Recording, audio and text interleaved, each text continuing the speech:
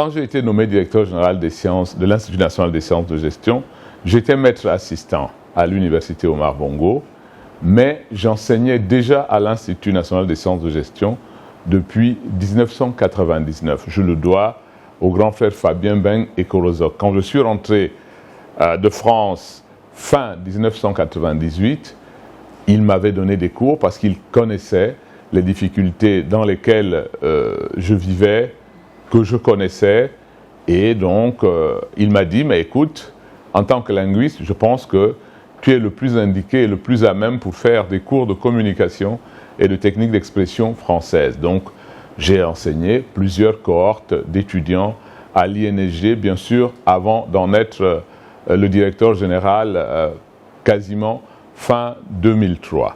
Donc, mon parcours, je suis enseignant-chercheur à l'université Omar Bongo. À l'époque, j'étais maître assistant.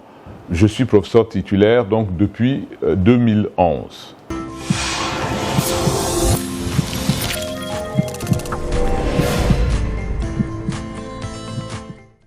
D'abord, je voudrais revenir sur ma nomination. À cette époque, les textes étaient très clairs. Pour être nommé directeur général d'un établissement d'enseignement supérieur, donc que ce soit une grande école ou un institut, il fallait être uniquement enseignant permanent dans une université ou dans une grande école ou un institut du supérieur et avoir le grade minimal de maître assistant.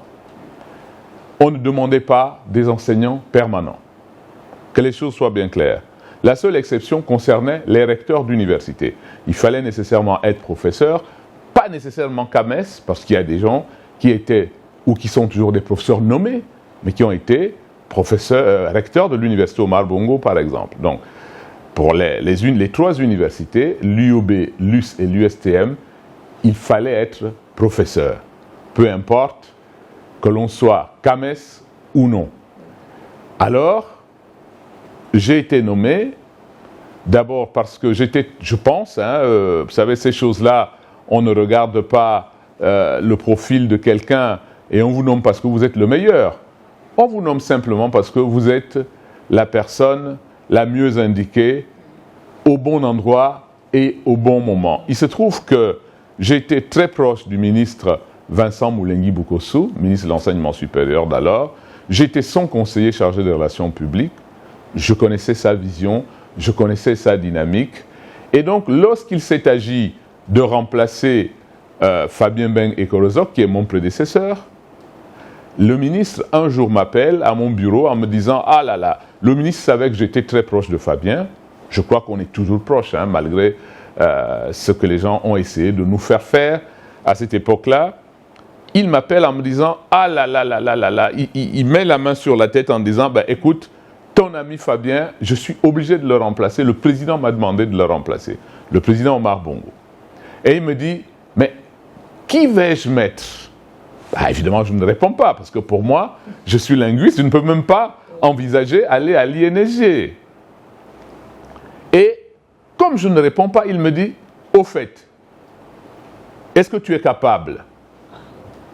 Ah, je dis « Monsieur le ministre, laissez-moi quelques instants de réflexion. » Alors, je sors de son bureau et je fonce droit vers le conseiller Guadin. Le conseiller Guadin était un agrégé des sciences de gestion, conseiller de coopération, un Français, donc nommé au ministère dans le cadre de la coopération entre la France et le Gabon. On était de très bons amis. Je pense qu'il admirait mon travail. Il disait toujours que dans tout le cabinet, c'est moi qu'il considérait comme le meilleur. C'est moi qui travaillais le mieux parce que je faisais quasiment tout. Je bouchais les trous quasiment tout parce que le ministre était mon parent. Je ne pouvais pas accepter un échec. Donc, je travaillais 10 fois plus que les autres. Et donc, je suis allé chez le conseiller Guadin. Je dis, monsieur le conseiller, vous êtes agrégé en sciences de gestion? Il me dit oui. Je dis, écoutez, donnez-moi votre avis, franchement.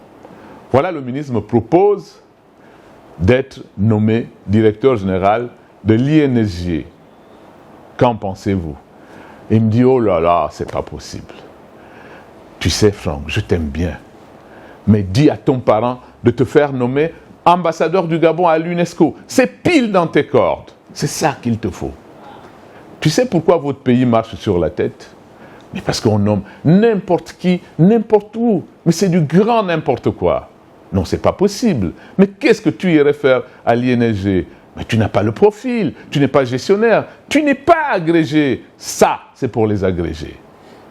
Bon, j'ai dit, ok, monsieur le conseiller, je vous ai bien compris, merci beaucoup. Je suis sorti du bureau du conseiller Gouadin, je suis reparti au cabinet du ministre, j'ai dit, monsieur le ministre, je suis d'accord. Parce que pour moi, c'était un défi à relever, parce que le conseiller m'a pris de haut. Vous savez, les collègues agrégés, c'est comme ça qu'ils sont, ils se prennent pour des petits dieux. On se connaît, on se connaît. C'est pas parce qu'on est agrégé qu'on est subitement devenu génial. Et c'est pas parce que nous qui passons par la voie longue, qui mettons plus de temps, qui travaillons plus, parce qu'on ne passe pas un concours. Pour être maître assistant, j'ai dû produire près de 18 articles. Là où on n'en demandait que 3, moi j'en avais au moins 18. Pour être maître de conférence, j'en ai produit 28. Pour être professeur titulaire, des livres et... Voilà, aujourd'hui je suis à 100 bouquins. Je ne vois pas un collègue agrégé qui peut m'impressionner, toute discipline comprise, avec tout le respect et la confraternité que je leur dois. Et alors, à cause de lui, je suis allé dire, il fallait que je relève le défi. Je pense que nous étions mardi, et le jeudi, Conseil des ministres, j'étais nommé. Moi, je suis un batailleur féroce. Je connaissais cet établissement, j'en connaissais les forces, il n'y en avait même plus, et surtout les faiblesses, c'était des tas de faiblesses. L'Institut de gestion était décrédibilisé, sur tous les plans. Il y a des choses que je savais, puisque j'y enseignais. Donc, cette nuit-là, quand j'ai été nommé, j'étais très malheureux. Très malheureux parce que Fabien Bengué-Kozok était un grand frère que j'aime beaucoup. Il m'a toujours aidé, c'est-à-dire, même quand j'avais des soucis d'argent en tant qu'enseignant, j'allais le voir, dans sa poche, il me sortait 50 000. Son épouse est une femme absolument remarquable. Vous voyez, c'était des amis à moi.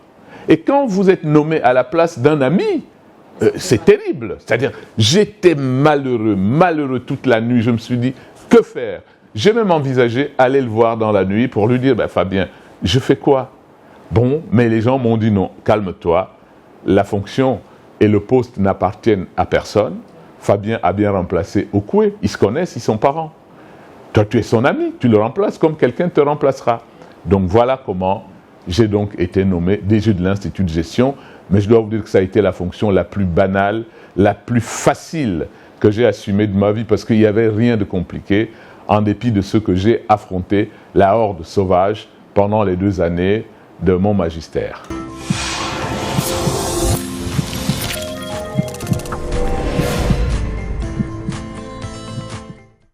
Bon, d'abord, je voudrais préciser une chose. Je pense qu'on se trompe. Les collègues à l'université, notamment les collègues CAMES, déconné CAMES, agrégé CAMES, maître de conf ou professeur titulaire CAMES, on croit qu'on sait tout. On oublie même l'essentiel parfois. Regardez, ce dont on a besoin à l'Institut national des sciences de gestion, ce n'est pas d'un super agrégé, c'est tout simplement d'un bon manager. Attention, pour être un bon manager, on n'a pas besoin d'être agrégé en sciences de gestion. La preuve, mais regardez vous-même, s'il suffisait d'être agrégé en sciences de gestion, alors tous les États seraient dirigés par les agrégés en sciences de gestion, toutes les administrations, et en fait tout. Et puis, de la même façon, là où il y a un agrégé en sciences de gestion, on devrait avoir la différence. Mais ce n'est pas toujours le cas. Donc, on se trompe. Alors, je vous dis ça parce que, immédiatement après ma nomination, j'ai été combattu, je vous assure, comme jamais. D'abord par la petite dizaine d'enseignants permanents. Ils ont même oublié, ils disaient, un linguiste ne peut pas être DG de l'Institut de gestion. Je leur ai dit, mais regardez vous-même, il y a des profs d'anglais permanents. Mais si j'étais permanent, enseignant en communication et en technique d'expression, j'aurais pu. Donc, ce n'est pas ma discipline qui pose problème. Ici, vous avez des enseignants de droit. Vous avez des enseignants d'autres disciplines que la gestion. L'Institut de gestion est un établissement complet. Donc, c'était une terrible aberration et j'en rigolais. Donc, mon premier challenge a d'abord été d'écraser toute cette tentative de révolte. Quand je dis écraser, c'était avec des évidences. Je pense que beaucoup n'ont jamais adhéré, mais ils l'ont regretté. Les mêmes qui me disent aujourd'hui, tu as été le meilleur. Ils le disent aujourd'hui, ils n'ont même pas honte. Alors, regardez, le premier challenge pour moi a été d'affronter le recteur Mbott, recteur de l'UOB, parce que l'Institut national des sciences de gestion était logé au sein de l'UOB. C'était un établissement de l'Université Omar Bongo jusqu'en 2002. C'est en 2002 qu'on a décidé, le gouvernement a décidé de dégraisser le mammouth et de faire en sorte que les établissements comme l'ENS, l'IST, l'ENSET, l'INSG, etc. deviennent des établissements autonomes. Et donc le recteur Mbot m'a dit, écoute mon gars, tu as été nommé DG, c'est bien, mais tu dégages d'ici parce que moi j'ai besoin de locaux, il n'y a pas assez de locaux. Débrouille-toi, trouve les locaux pour loger l'INSG, je te laisse un mois. Alors là, je me suis dit, mais c'est pas possible. Je vais le voir, je dis, mais grand frère, mais qu'est-ce qui se passe? Il me dit non, l'UOB n'a pas assez d'espace, l'INSG est désormais un établissement autonome. Tu as été nommé, ta capacité de DG sera aussi évaluée par ta capacité justement à pouvoir trouver des solutions. Et donc j'avais un entre-gens. J'avais le général Mbaye, paix à son âme, c'était un père à moi. J'avais le grand frère Patrice Ota, qui était directeur de cabinet adjoint du président, et j'avais un entre-gens, je peux en citer 100. Donc, j'ai mis en route mon entre-gens, et un jour, on m'appelle pour me dire, écoutez, on t'a trouvé un espace, tu vas prendre une moitié de l'école de l'OPT d'alors. Et donc, je suis parti, j'ai vu les bâtiments. Bon, ce n'était pas extraordinaire, ça n'est toujours pas extraordinaire aujourd'hui, 21 ans après.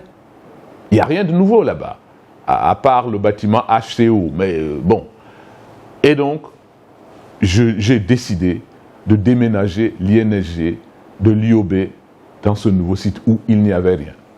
J'ai fait faire la peinture, j'ai mis les équipements. Voilà, par exemple, je ne savais même pas qu'un jour je travaillerais avec Vincent de Paul Atiaro Ibela. Il était à Gabon Télécom. C'est lui qui est venu nous mettre le téléphone et l'Internet. Vous voyez? Donc, la vie, en fait, il n'y a pas de hasard. Donc ça a été le premier challenge à l'INSG, c'est-à-dire doter cet établissement de son espace, même si ça reste absolument étroit, mais je l'ai fait. Et moi-même, parfois, je transportais des cartons sur la tête. J'ai travaillé à l'INSG du lundi au dimanche. J'ai sacrifié ma vie de famille. Dès 7 heures, j'y étais, parce que je pensais qu'il suffisait d'être compétent pour pouvoir être apprécié au Gabon. Mais hélas. Alors, premier défi, relevé avec brio. Deuxième défi, c'est le défi de remettre le BTS sur les rails. Le BTS de l'INSG avait perdu toute crédibilité. Je dis bien toute crédibilité. Qu'est-ce qu'il fallait faire? Il fallait redonner à cet examen sa légitimité d'antan, sa crédibilité d'antan. Donc, mon premier BTS, c'est celui de 2004, parce que j'ai été nommé en septembre de 2003. Donc, en mars, je crois, 2004, on organise le premier BTS. Là, je roule les enseignants dans la farine, parce que je savais bien que plusieurs d'entre eux vendaient des sujets. Je l'affirme encore aujourd'hui. Parce que les étudiants avaient toujours, comment dirais-je, voilà, il y avait toujours des fuites. On le savait. Et donc, j'ai fait croire à tous les enseignants que j'avais désignés que ce sont eux qui devaient faire des sujets. Toi, droit, tu vas faire le sujet, je te fais confiance. Dis oui. J'appelle un autre, je dis écoute, dans telle épreuve, franchement, je te fais confiance. Tu sais, je suis contesté par les permanents, mais toi, je t'aime bien et je te fais confiance. Ok, c'est lui. L'autre a dit c'est lui. Alors que j'avais un plan en France, vous voyez, avec l'IAE de Nancy, je suis allé voir le professeur Gilardi. J'ai vu d'autres enseignants en gestion dans d'autres IAE en France et ce sont eux qui m'ont préparé des sujets du BTS. On a simplement gabonisé, donc en mettant des thématiques en lien avec le Gabon. Quand les sujets sont tombés en classe, j'ai vu des enseignants qui se tiraient les cheveux en disant « Mais merde, c'est pas possible !» Mais il nous a eu. Et ce qui devait arriver, arriva. C'est qu'ils ont bidouillé la base de données. J'avais responsabilisé mon frère Jocelyn Nembe. Vous savez qu'on a même fini au tribunal pour cette affaire-là. Il m'a porté plainte pour diffamation, parce que je l'accusais je ne l'accusais pas parce que je considérais que c'était lui le coupable. Jocelyn est un type innocent, c'est un charmant personnage. Il ne le ferait pas. Je pense qu'il ne l'a jamais fait. Je pense qu'il était innocent. Mais lui et moi, tous les deux, nous nous sommes fait avoir. Par qui? Je ne le sais pas. Quand j'ai désigné Jocelyn pour coordonner le BTS, il m'a dit qu'il voulait les pleins pouvoirs. Et lorsqu'on a parlé de l'application, je lui ai dit, bon, écoute, l'application, puisqu'il y a 6 chiffres pour le code, je garde 3 et toi tu gardes 3 pour que chaque fois qu'on va ouvrir l'application, il faut qu'on soit présent. Il m'a dit, ah non, ou tu me fais confiance ou pas. J'ai donc laissé les 6 chiffres. Et quelqu'un, je ne sais pas qui, a bidouillé l'application pour faire que les tocards soient admis. En réalité, il n'y avait que 2 étudiants admis à ce BTS légendaire. Et ils ont bidouillé pour faire en sorte que tous ceux qui étaient derniers deviennent les premiers et s'admettent donc pour essayer de m'avoir. Vous voyez? Et, croyez-moi, on m'a dit que le premier conseil de cabinet de l'histoire du Gabon s'est tenu après le coup d'État de 1964, lorsque Léomba a été rétabli dans ses fonctions. Mais on m'a dit que le deuxième conseil de cabinet, on me l'a dit, hein, je ne sais pas ce qu'il en est, s'est tenu pour moi. Ça a été une affaire d'État. Les étudiants ont marché. Ils ont marché avec mon cercueil jusqu'à la présidence, devant la mosquée Hassan II, sur l'estrade. Ils avaient un cercueil avec ma photo. Il fallait absolument que je parte. J'ai bataillé. J'ai compté sur Jacob Madungu, sur Bruno Mikominkoa, sur Léon Dontem, sur Pépin Mandoumo, sur le regretté Chil Mbikambongila. Voilà les savants, les meilleurs enseignants de l'histoire de cet établissement. Ce n'est pas les pseudo-permanents ou les pseudo-gestionnaires. Je le dis avec tout le respect et la confraternité que je leur porte. Mais 20 ans après, ça me fait toujours mal et si je peux leur donner des petits coups en passant, je ne peux pas hésiter. Voilà. Donc, grâce à ces gens-là, nous avons réussi à prouver au gouvernement et au président Bongo que j'étais innocent. Finalement, que Nembe, Jocelyn, mon frère, était innocent. Et qu'est-ce qui se passe? Un jour, on m'appelle, on me convoque. C'est le Premier ministre Jean-François Ntoutou-Beman. Il y avait plusieurs ministres, hein. Je peux les citer. Par exemple, Mme Angeline Goma, elle était là. M. Bundono, il était là, parmi tant d'autres. Des ministres, Wellington et moi, ont même refusé de me serrer la main. Je ne sais pas pourquoi. Donc, le Premier ministre Ntoutou-Beman, il est toujours vivant. Hein. Ce que je dis là peut lui être rapporté. Donc, il me convoque parce que le président de la République lui avait demandé de m'écouter pour savoir si je devais être maintenu ou être viré. Alors, les ministres là, il dit « Jeune homme, voilà, le président de la République m'a demandé de vous entendre. Vous savez, dans ce capharnaüm qu'est l'université gabonaise, parce que c'était des grèves sur grèves. On venait de sortir d'une année blanche, hein. Voilà, je pense, 2001-2002, c'était une année blanche. Et donc, il dit, l'INSG, non, dans ce capharnaüm qui est devenu l'université gabonaise, l'Institut national des centres de gestion était notre havre de paix. C'était un établissement sans histoire. Et vous, en moins de 6 mois, vous avez mis cet établissement sans dessus-dessous. Alors, le président m'a demandé de vous entendre. On va prendre une décision vous concernant. Qu'est-ce que vous avez à dire? Ce qu'il ignorait, c'est que j'avais trouvé dans les cartons, quand j'ai pris mes fonctions, donc, j'ai trouvé tout un carton où il y avait des attestations de réussite. Réussite à la maîtrise en sciences de gestion, parce que l'INSG délivrait, donc faisait passer l'examen national de BTS, cycle court, et délivrait le diplôme de maîtrise en sciences de gestion pour le cycle long. Et donc, j'avais trouvé dans un carton un lot comme ça d'attestation de réussite au diplôme de maîtrise.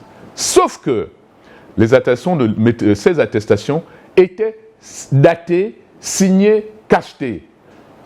Mais nom, prénom, c'était vide.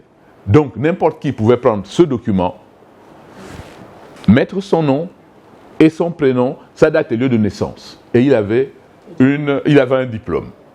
Et comme je n'ai trouvé aucune archive, je l'affirme encore aujourd'hui, hein, je n'ai trouvé aucune archive, alors que l'INSG était un établissement de l'Université Omar Bongo. Je suis allé au secrétariat général de l'UOB pour demander des archives. On ne me les a jamais données. Donc, ce qui fait que, si quelqu'un se présente avec une attestation de réussite, je suis qui, moi? Par continuité de service, je lui délivre l'attestation de réussite ou le diplôme. Qu'est-ce que je peux y faire? Ce n'est pas moi. Et donc, quand le Premier ministre me le dit, le Premier ministre d'Outre-Mann est un charmant personnage. C'est un grand homme. Je lui dis, Monsieur le Premier ministre, très cher père, merci de m'avoir écouté, parce que j'aurais pu être sacrifié. On aurait pu nommer quelqu'un d'autre en disant c'est Idiata, alors que non. Je dis, vraiment, j'ai oublié de transmettre ma déférence au président Bongo. Mais quand vous me dites que dans ce Capharnaüm, l'Institut national des sciences de gestion est le havre de paix, vous vous trompez lourdement. En réalité, vous devez même me décorer. Il dit, ah bon? J'ai dit oui, parce que je viens seulement de vous montrer que l'INSG, votre fameux lac, est infesté de crocodiles et que le moindre baigneur qui y plonge va être dévoré. Alors, monsieur le Premier ministre, avec tout le respect que je vous dois, s'il vous plaît, acceptez de jouer à ce petit jeu avec moi, répondez à mes questions. S'il vous plaît, donnez-moi votre nom. Oh, il me regarde, il me dit, mais comment? J'ai dit, s'il vous plaît. Si c'est la dernière chose que je vous demande, faites-le pour moi, s'il vous plaît. Le président vous a demandé de m'écouter. Alors il me dit, Toutoumeman. J'écris Toutoumeman. Votre prénom? Oh. J'écris Jean-François parce qu'il dit Jean-François.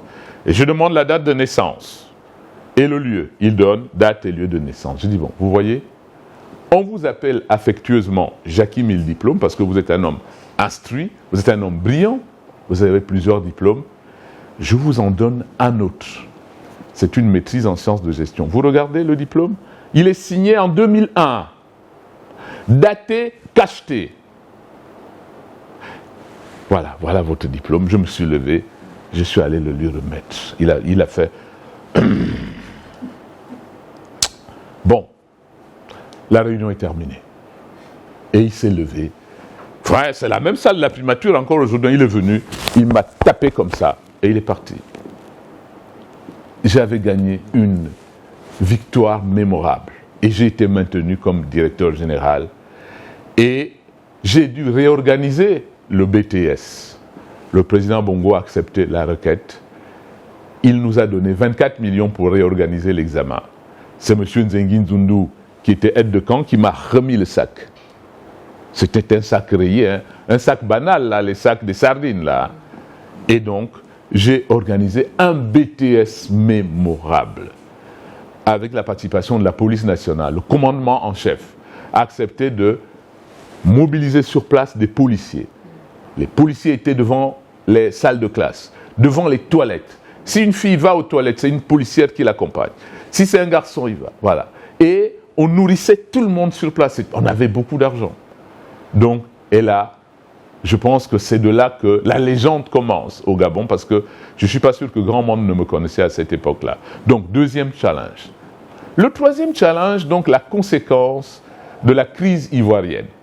Donc, le président Bongo était un homme fier de notre pays, en dépit de ce qu'on peut lui reprocher, à tort ou à raison. Mais il avait une telle vision du pays que lorsqu'il y a un problème, le Gabon devait être en haut, devant, fort. Donc, quand la crise ivoirienne surgit, il envoie un avion pour prendre nos étudiants. Et les étudiants sont revenus. Plusieurs d'entre eux étaient dans des formations de BTS en Côte d'Ivoire, dans des domaines qu'il n'y avait pas au Gabon. Et donc, un jour, le ministre Moulengi Boukosso me fait appeler pour me dire, écoutez, il y a des étudiants qui sont revenus de Côte d'Ivoire et le président de la République me demande de voir avec les établissements pour créer des formations pour eux. Alors,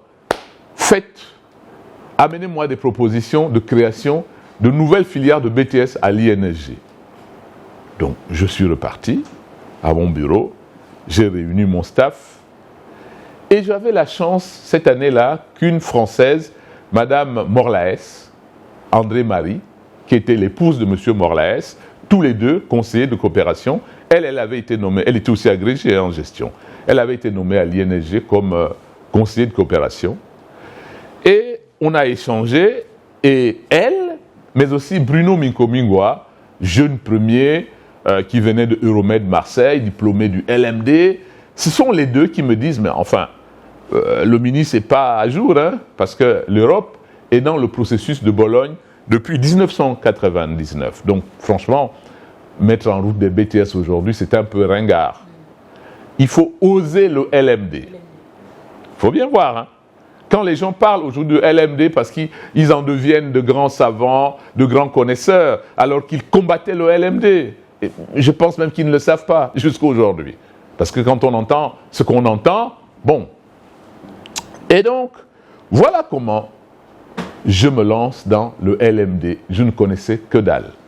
Mais grâce à la coopération française qui m'a financé des missions, d'abord à l'université de Valenciennes, à l'université de Rouen, à Caen, à Lyon, à Paris, où je suis allé voir comment le LMD était mis en place. Donc j'ai appris, j'ai été formé et je suis revenu et donc j'ai décidé de mettre en place le système LMD. Les mêmes permanents se sont opposés, je vous assure, mais des quatre fers. Moi, je ne suis pas un homme impressionnable. J'ai foncé. Et comme j'avais le soutien du ministre Moulengi Boukosso, qui m'a dit, on fonce. Je suis d'accord. J'irai dire au chef de l'État. Et comme j'avais cette couverture, alors, je me suis lancé dans le LMD et j'ai mis en place ceux qui disaient le linguiste, mais c'est moi. La première licence en banque assurance, en gestion touristique et environnementale. Le premier master, c'était au départ une maîtrise en GRH, mais c'est moi avec M. Messerschmitt qui était du patronat. Le master aujourd'hui, c'était le DSS Ecofort, économie forestière, c'est moi.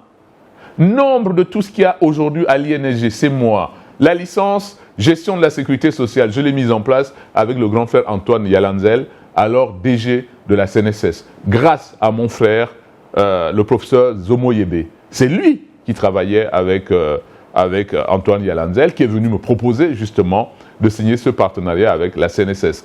Je vous dis, allez à l'INSG, il n'y a pas grand-chose de nouveau aujourd'hui qui ne vienne de moi. Mais quand je dis moi, il faut être humble dans la vie. Je n'étais que le général, mais un général ne gagne pas la guerre s'il n'a pas des troupes. Donc ce sont mes collaborateurs et j'en ai eu de très bons. Et je suis fier d'eux, je leur rends vraiment un vibrant hommage. À tel point que les fameux permanents ont même enlevé la stèle qui indiquait l'inauguration du LMD au Gabon. Ils ont, par haine, par jalousie, une jalousie morbide, et par incompétence. Quand on a inauguré au LMD, il y avait tout le gouvernement sinon presque. Je pense qu'il y avait 12 ministres, pour vous dire. 12. C'était le vice-premier ministre Paul Mba-Bessol qui présidait justement la cérémonie. Donc, on a mis, le LMD a été lancé au Gabon, telle date, par le professeur Idiata, sous.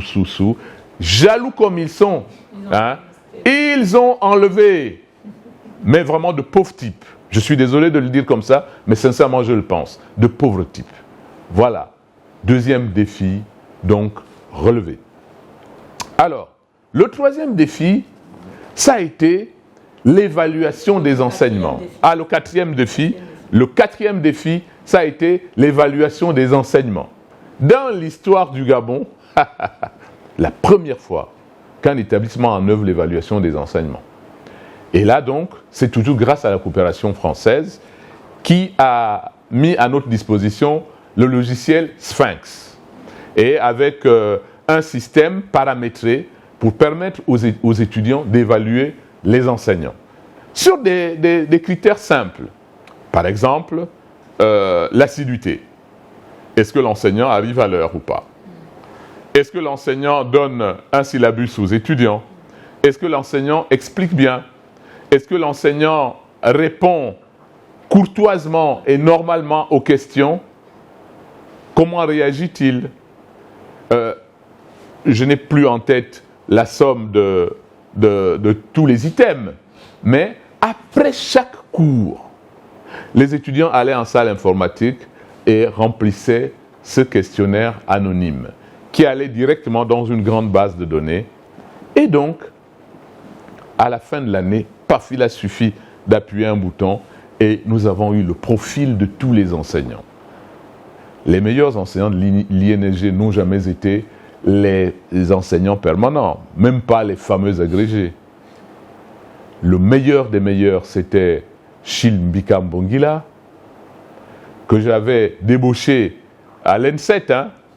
C'était un géomètre au départ, mais qui s'est formé en gestion et qui est devenu un grand expert en gestion de ressources humaines. Et numéro 1. Numéro 2, Guy Pépin Mandoumou. C'était un enseignant permanent de l'INSG, mais que je suis allé enlever, arracher en Côte d'Ivoire. Il travaillait en Côte d'Ivoire, je l'ai fait venir ici. Alors, je l'ai connu par l'IST parce que mon frère Rufin Djambou, actuel DG de la NBG, travaillait avec lui et j'ai vu ce contact, donc je l'ai ramené ici. Le troisième, c'était Jacob Urbain Madungu. Donc vous voyez, voilà le trio de tête. Là aussi, on a organisé une grande cérémonie devant le gouvernement et nous avons remis à chacun des trois une attestation plus une enveloppe. Le premier avait 2 millions, le deuxième, je pense, avait 1,5 million et le troisième avait 1 million, une récompense. Je me souviens de ce qu'avait dit le père Mbabé Solo alors. Il a dit « Ah, Idiata, quoi? Donc, tu veux dire que les étudiants vont maintenant évaluer les enseignants ?» Je dis « Oui, monsieur le président du RNB. » Donc, tu veux aussi dire que la population doit évaluer le gouvernement? Je dis « Mais... » Et moins d'une semaine après, j'ai été viré. J'ai su que j'étais allé trop loin et que je dérangeais alors que j'avais fait du bon boulot. Écoutez, avant d'être viré, j'ai été en mission en Afrique du Sud, à l'université Stellenbosch, avec le professeur James Emejoulou. Il est vivant. Et nous sommes allés aussi au Cap. Et on a rencontré un certain nombre d'établissements. Mais je prends l'exemple de Stellenbosch. Celui qui était le patron de l'Office international, c'était M. Robert Kotze. Et nous avons négocié pour que 300 étudiants de l'INSG aillent chaque année à Stellenbosch pour faire la comptabilité, accounting, pour faire la bourse et d'autres domaines. Le Gabon était dans une dynamique de la BVMAC, sous-régionale. Donc il fallait doter et équiper le pays de compétences.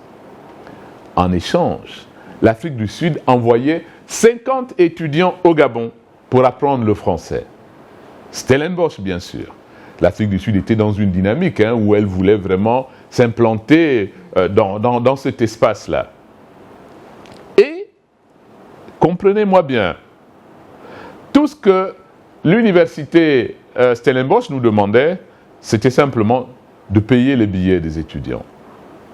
Les étudiants, nous mettons les étudiants dans l'avion.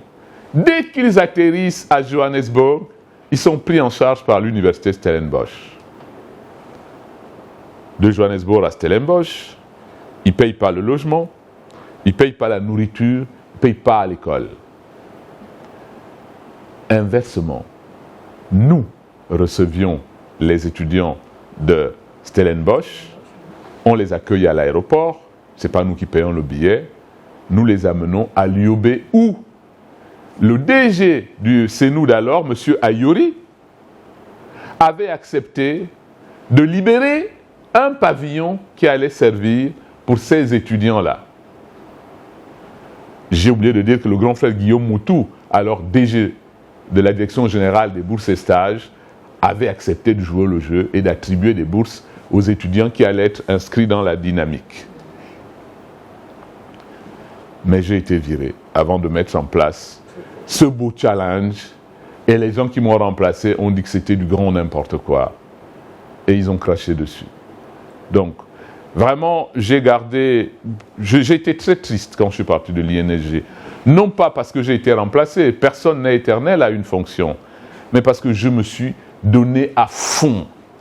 Et alors j'ai compris que dans ce pays, finalement, la compétence ne servait pas, parce que c'était incroyable d'être traité de cette façon-là.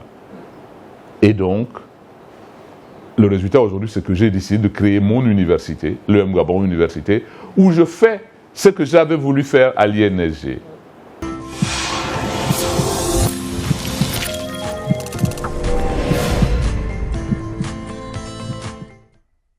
Actuellement, l'INSG est dirigée par une petite sœur, c'est une lyonnaise, donc forcément elle est brillante, elle est agrégée, elle travaille beaucoup. Natacha, qui a été la première directrice de la formation continue de l'EM Gabon Université. Quand elle est rentrée de France, je l'ai recrutée. Elle a travaillé pour nous, elle a fait un très bon boulot. Elle est très intelligente et je crois qu'elle a un bon entre-gens. Si le gouvernement lui donne les moyens, elle va, à mon avis, réussir le challenge. Par exemple, là, j'ai vu par médias interposés qu'elle a organisé une cérémonie de remise des diplômes. Mais à l'INSG, depuis mon départ, je n'ai pas vu de cérémonie de remise des diplômes. Donc, si je peux lui donner un conseil, je ne sais pas si j'en ai la compétence, c'est simplement de lui dire de réintégrer l'entreprise. Parce que l'INSG s'est coupé du monde de l'entreprise. Parce qu'on parle des grands agrégés, ça c'est la théorie. Ça c'est la théorie, ça c'est les livres. Les entreprises veulent des gens formés et bien formés. Être bien formé, c'est avoir une formation en adéquation avec les besoins d'une entreprise. Si vous voulez travailler à Clean Africa, il faut former quelqu'un qui tienne compte des besoins réels de Clean Africa. Si vous voulez Mbolo, vous faites une formation pour Mbolo. Si c'est Total, vous allez à Total. C'était cela, l'INSG, quand moi j'étais étudiant. Lorsque les gens avaient le BTS de l'INSG, ils étaient sûrs d'avoir du boulot. Donc, si je pouvais, vraiment si je peux lui donner un conseil, c'est simplement de réintégrer le monde de l'entreprise et d'oublier les agrégés. Et de travailler avec un pan important de professionnels. De faire le tour du Gabon, de réintégrer les entreprises gabonaises et faire que l'INSG soit la référence. Parce que l'INSG est le premier grand établissement dans le tertiaire. Voilà. C'était le seul à une époque où l'INSG rayonnait. Ensuite, l'IST est arrivé. Mais si je pouvais lui donner un conseil, ce n'est que celui-là, puisque c'est une collègue professeure qui a les mêmes talents que tous les professeurs et elle est très intelligente. Donc, avec un minimum d'entre-gens, elle peut y arriver.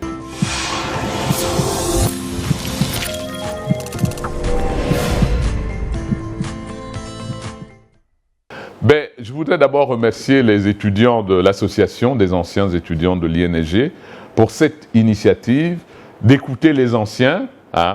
Nous sommes dans un pays où quelqu'un a dit qu'on ne fait pas du neuf avec du vieux. Donc nous les vieux, on se dit on est au garage. Donc de voir les jeunes revenir vers nous pour s'inspirer de notre modèle, de notre modeste expérience, j'en suis absolument heureux. Et donc je leur demande simplement d'être, puisque ce sont des alumni de l'UNSG, je leur demande d'être au service de l'Institut national des sciences de gestion. Les alumni, dans tous les établissements du monde, notamment en Amérique du Nord, jouent un rôle important. Parce qu'ils sont tous soit dans des administrations ou dans les entreprises. Et c'est à eux de faire justement ce maillage avec leurs cadettes et cadets actuellement étudiants pour faire qu'ils aient plus facilement de stages et qu'ils trouvent bien entendu un premier emploi. Et puis, j'espère que le directoire de l'INSG intègre ces alumni, comme nous le faisons à l'EM Gabon Université, pour adapter les curricula réellement aux besoins des entreprises et des administrations, parce que ce sont eux qui sont sur le terrain et qui savent les failles ou les faiblesses des étudiants que l'on envoie tous en stage. Parce qu'on croit que c'est l'agrégé en classe qui sait tout. Non, l'agrégé connaît les livres, s'il en écrit ou s'il les lit, mais sur le terrain, c'est le professionnel seul qui connaît. On est tous des étudiants, même vis-à-vis d'un vendeur de Sogam Équipe, par exemple, parce qu'il connaît ce qu'il veut, il connaît les objectifs qu'il veut atteindre. Voilà, les agrégations, ça c'est au CAMES. Voilà, c'est le message que je voulais donc leur adresser en leur disant encore merci et bon vent.